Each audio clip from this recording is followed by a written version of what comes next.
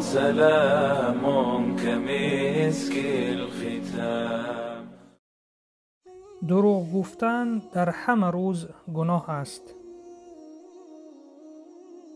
به نام عزت پاک با عرض سلام و ادب و احترام. آیا دروغ گفتن در روز 1 اپریل جایز است؟ دروغ گفتن در همه روز گناه است. در این روزم گرچند که با شوخی باشد. ای برادر مسلمانم، از این گناه کبیره دست بکش. الله سبحانه و تعالی می فرماید: پس از بت‌های پلید و سخن دروغ پرهیز کنید. سوره حج آیت 30.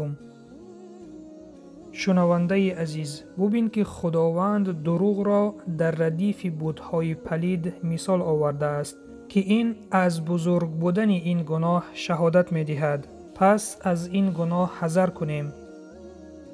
پیامبر اکرم صلی الله علیه و سلم فرمودند: ویل بر کسی که سخن دروغ می گوید تا مردم را بخنداند. ویل بر او، ویل بر او. روایت ابو داود. ویل این یک وادی است در دوزخ. پس برادر و خواهر ایمانیم از دروغ حذر کنیم و به یار و برادرانم برسانیم که دروغ گفتن در همه روز گناه است.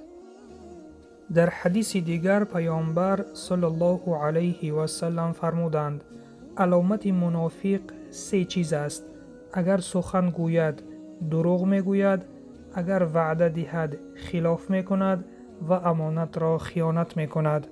روایت بخاری. شنونده عزیز، چنانه که از این حدیث به ما معلوم گشت، دروغ گفتن یکی از صفتهای منافقان می باشد. پس از این صفت منافقان حذر کنیم.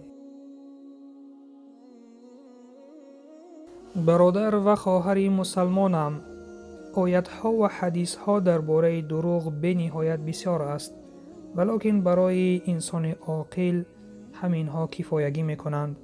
و سلام بر آن شخصانی که راه هدایت را پیش گرفتند.